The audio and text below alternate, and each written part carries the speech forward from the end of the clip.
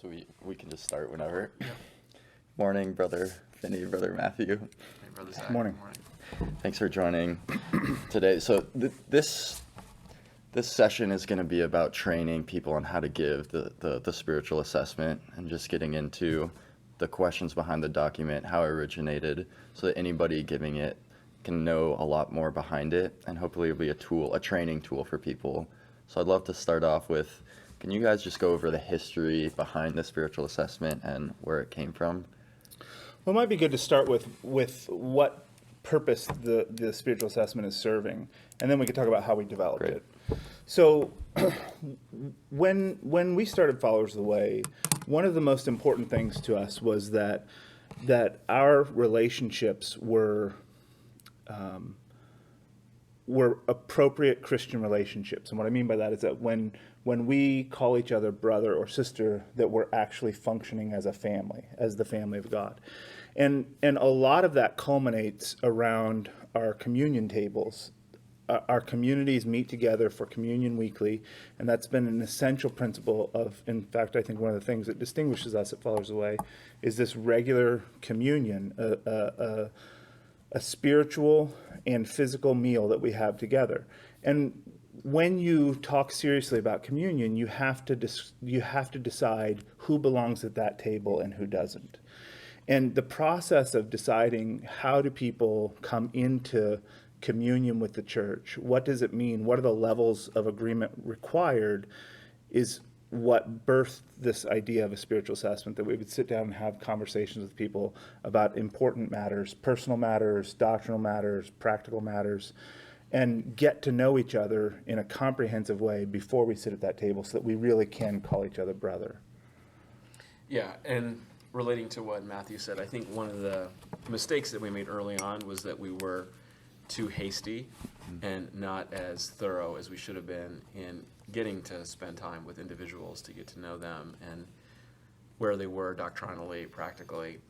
And a lot of what happened over the course of, particularly I would say our first 3 to 4 years, was a refinement and like, oh, well, if we had asked this, then we would have gotten to know the person better in this dimension, which would have prevented problems down the road. And one of the things that I would say that I've learned so much again and again in doing this is that you're either going to do this upfront and early and prospectively to try to learn the person, or you're going to find out after the fact, and it's going to be more reactive and ugly and probably lead to hurt feelings down the road. And so a lot of this is really a procedure that's motivated by wisdom to prevent pain down the road, and to hopefully facilitate, as Matthew said, just a true brotherhood and sisterhood, a family, as we gather around our Lord's table every week. And by way of history, like Finney said, as we've encountered problems in the church, we see, oh, that's something we need to know about each other. That's something we need to deal with. That's something we need to discuss beforehand instead of running into problems later. Yeah, it's very much a living document, and we fully anticipate this continuing to revise over the years. It's getting more and more stable as time has gone on. But one of the other things, too, that we should talk about, maybe now is a good point, is what the merit is of using this as opposed to, say, a book of rules or a book of written out standards, and why we've chosen to go this direction as opposed to the other. So I'll offer out a couple reasons here, and I'd love to have a discussion around this. So the first is that, in general, lists of rules or lists of standards tend to have a hardening effect on people. So we've all seen various churches that have tried to do this, and the way that they operate is to shore themselves up, is to say, okay, here's this booklet here of 100 rules, whatever it is. If you can check off that you agree on these, then you're all set, and if not, then you're not a part of us. And there's a lot of problems with that. So the first is that those kinds of naked lists of rules, they tend to promote a checklist mentality where you're like, oh yeah, I'm okay here, I'm okay here, and you don't really go deeper. You don't have the kind of hard conversations that we all want to have, where you get to know a person at that deeper level. For example, non-resistance becomes I don't join the military Right. instead of I practice peace in my relationships in my life. Exactly.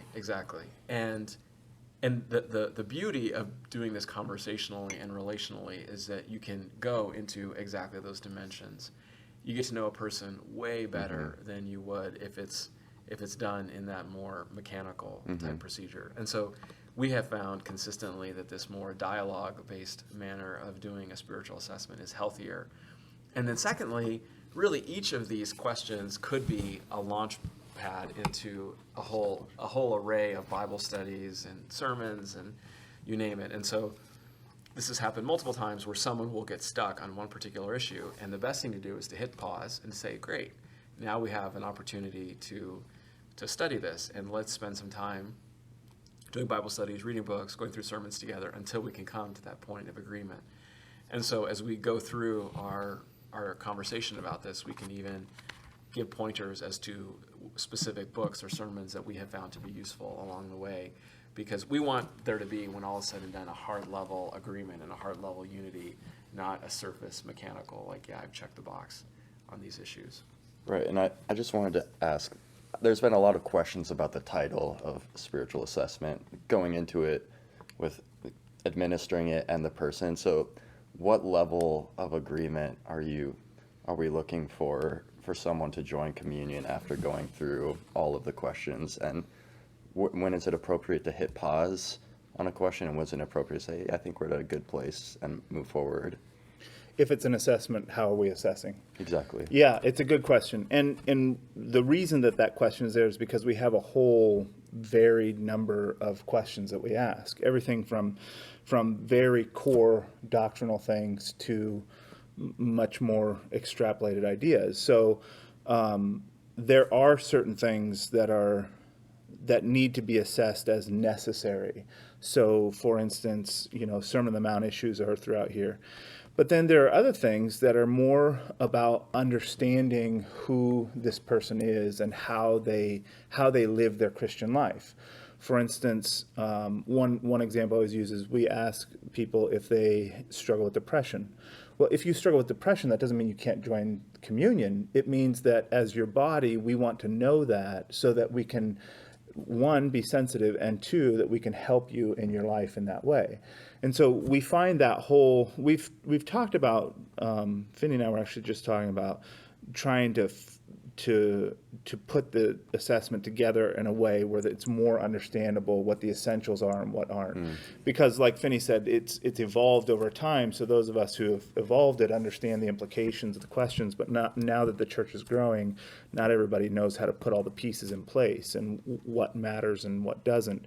And so we'd like to come up with a form, a way of doing the spiritual assessment that makes it much clearer that this is an essential matter and these are just questions about how we live our life. Another example would be, we talk about fantasy literature. How do you read fantasy literature? How do you view it, understand it? Again, those aren't essential issues, but they are important issues. They are things of how do we look at the things in the world, and what do we consume and what do we not, what do we use and what do we not. And the goal behind like that question, when we get to it, is that we want to understand how people are navigating these issues. We want to get to the principles that their life is built on, more than do you do X or Y. And the big question with all this, I think, is how do we avoid this becoming, because we teach a lot against extrabiblical standards, how do we keep this from becoming either a list, and we try very hard not to, or a list of extra-biblical standards, like you can't read fantasy literature and join the church. And I think that's a big conversation. It's worth hearing a little bit of conversation about. But one of the things is that, one of the ways I think about that is that we have, the Bible is written, it's in language. And in order for language to work, we have to have things in common. So if there's blue on this cup, when I say the cup with the blue logo, we have to have some kind of, or Finney's shirt is blue. Is it blue or is it black? Well, I can refer to blue, and we all have some kind of commonality that blue is blue. Well, that's the way language works. So if the Bible uses a word like modest, that modest apparel, what does the word modest mean? What is included in that spectrum? And that's where we're trying to derive principles from the scriptures. But that doesn't mean, because the two ditches are, one, it means whatever you want it to mean. So do you believe in modesty? Yeah, everybody believes in modesty. I don't walk around naked, so everybody fits in. Or nobody fits in, like if you don't have your sleeves 3/4 length and the tailored cut this way and this high up from your ankle, and it's so overly specific that it means too much. And there's a balanced place in the middle where there's something that is modest and there's something that isn't, and how do we define the parameters? You have more thoughts on that? Yeah, so I would say in general, one of the things that we want to do as we walk through all these questions is try to give a sense of when do we want to take a hard stance on something and when do we want to allow flexibility and growth. As a general rule, we would all concede the point that we've all been growing and we care as much or more about trend than absolute position at the moment of doing the interview. And so there have been various individuals that we've brought into communion over time who have said, yeah, I see it and I'm getting there. I may not be 100% of the way there, but I really appreciate this. And I think with a little bit more wrestling, I'll come there to that full point of agreement. But I'm basically there with everything. We have allowed those types of individuals to come in. But like I said, parameterized by certain lines that we want to take hard stands on that I hope as we go through this document we'll be able to specify in greater detail. So in general, I would say we want to know where we want to draw hard lines, where there's flex and room for growth, and then where it's just we want to know you as a person and how we can serve you, like your example of depression, coming from a broken home. There's many of us that have lots of ongoing struggles and issues, and those are more for us not to judge you or say this is a criteria for inclusion or exclusion, but really a basis of knowledge so that we can serve you better and go in with eyes wide open, both sides going in with eyes wide open. Right. And then just one quick question. I know I've done 2 assessments this last year where people are like, please, can I just have a checklist? This is getting long and confusing. What advice would you give if someone is like, can you just give me the essentials and I'll look at that myself? It's kind of a hard place to be when you're giving someone an assessment. I think that the process is the point. To have these conversations is more important than, well, let's say it's as important as what the answer to these questions is. The one of the reasons people use standards instead of a much more open-ended process like this is because it's much simpler. It's much easier. It's much quicker. You either align with this or you don't. But this is the hard work of relationship. And this is, I think this speaks, this process and its length. And there are people that take months to go through this process. There are people, it's certainly many hours at its quickest with somebody who's already familiar with who we are and what we teach and how we work as a people. That process is not time wasted. And it's not, we're not trying to get to the answer, we're trying to go through the process. Okay. Yeah, I think this is absolutely vital. So one of the elements that I would say is that part of being part of our churches means that you're going to be in a lot of dialogue and communication.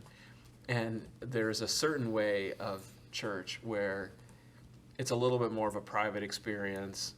You're given some messages from the pulpit, you go home, you make what you want of it, and you're not really used to hashing things out, talking through things, working through difficult conversations with people. And this is a great way to initiate yourself into what I think is a vital element, what I know is a vital element of being a healthy member of the body, which is learning how to work through difficult conversations. Right. And so it is difficult for some because they're not used to environments where that's maybe as upfront or as prominent here. But I would certainly say in our circles, this is a very important part of what it is to be a healthy member of the church. Great. And then just on the mechanics of the assessment, do you have any advice on who should be assessing who? How do you go about if someone asks for the assessment? When's a good point to start it, and how do you pair people up there? Yeah, well, these are all happening in our different congregations with different people. I think generally, if there's somebody that's connected to a person that's either responsible for discipling them or bringing them into the church, certainly people that are, that have been, so if somebody has been visiting my congregation and I've taken a special, we have a special connection, either they're a friend of mine from somewhere else or we've spent time together, it makes sense for people who understand how the church works and our views on communion and community. If I have a connection already, that I would do this spiritual assessment, because I think it's not just this process of assessment and then you open the doors to communion and then they're left on their own. But the people that are walking through this with someone should have an ability to kind of walk them by the hand into their church life and to be able to maintain a relationship with them, that there's somebody to ask questions like, how does this work? Or why do we do this? Or where's this coming from? I didn't understand this. That there's someone who went through the assessment with them that can kind of help them walk through that stuff. The other thing that I would say is that people should have a good handle on the issues that are discussed here before they start doing this with other people. Not just what's on this list, but why these things matter. I'm going to add a few other practical pointers. So in general, I think it's good for couples to be assessed by other couples because there's marital issues in here, there's child rearing issues, and so that's sensible. I think this goes without saying, but I'll say it, that you want to have, if it's a single person, that should be within the gender and not have it be crossing lines there that would be inappropriate. I would also say that if there's older children involved, then we want to ask that the couples are assessed, and then the older children who assuming they're baptized, they're going to be part of communion, they should be assessed on their own. Right. Yeah. And the reason for that, we're going to get to this probably later when we talk about baptism and age of baptism, but it's very easy for children to be kind of behind their parents and to be riding their coattails, so to speak. But as we'll elucidate later on, when you're part of the church, you're a full-fledged member if you're 19 years old versus you're 52 years old. And that means that you need to be able to articulate your own convictions, why you believe what you do, and you're not just coming in, like I said, because your dad gave all the right answers. And so as a general rule, then I would say that each of the children that are late teen or higher, like 18, 19, 20, something like that, they should go through it on their own with whoever it makes sense there. And I want to add one more point to all this, is that in my experience, I've done this many, many times, the fastest one can go through all this with someone who is very well aligned is maybe 4 to 5 hours. Right. And I think even that feels rushed. We've typically divided this into a few different meetings so you're not so fatigued, and as Matthew already said, often this can take months to go through. And again, I think that's healthy. It's healthy to use that time well, to not feel like you've got to be rushed. There's not some hourglass that you're running against here, and use it as an opportunity to build that relationship. And to that end, one of the advantages, say there's a few sticking points in here that people are struggling with. Not sure if I'm all the way on X, Y, or Z. That time that it takes to work through that and process the spiritual assessment is time that those people can develop their relationships in the church. Because we look at the church like having concentric circles. We have our community clusters, we have our communion tables, we have our meetings and gatherings, and then people that we have relationships with. And the goal of all of this, of the church, is to move people from the outside ring to the inside ring. But what it takes to get to the inside ring is not just going through this, but it's making relationships and connections with the church. And so whatever time this takes is not time lost. It's not time wasted. It's an opportunity to say, hey, are you getting around? Are you meeting the people in the congregation? Are you at people's supper tables? Are you getting to know the church in personal ways? So I think it's a good thing to encourage people. Don't view whatever time this takes as wasted time. It's opportunity to get to know the people within the church. Right. And then I was just going to add on, if you do it in one night, usually the trend before that has been the person's been really open, Right. and their trend has been identified. Usually it takes quite a few sittings if that hasn't been the trend. And then with age differences between the assessor and the assessee, would you have any comments on that? Should there be an older person going? Should there ever be a younger person assessing up?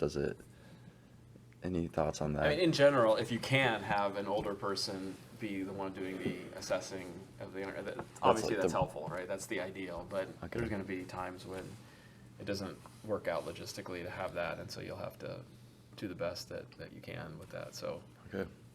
Well, is there anything else before we start getting into the actual breakdown of the assessment and the specific questions?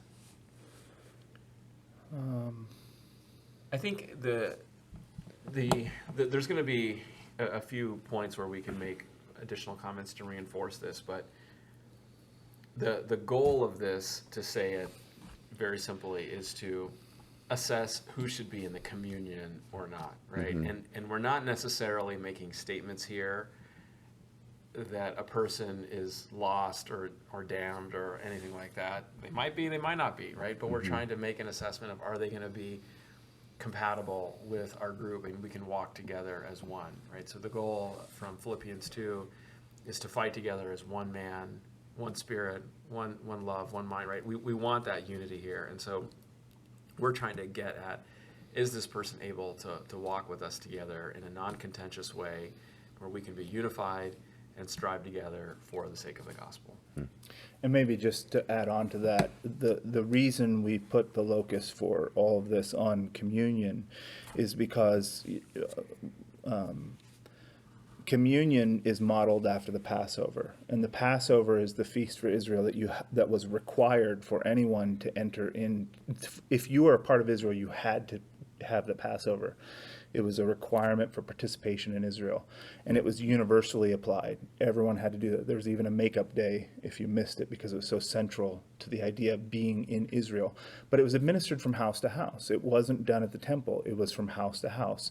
And what we've taken from that is that there's a local application of these universal Christian things. And so these issues are us trying to figure out who belongs in our home, who's a part of this family, not so much a question of who can call themselves a Christian. And I think that distinction is important to make.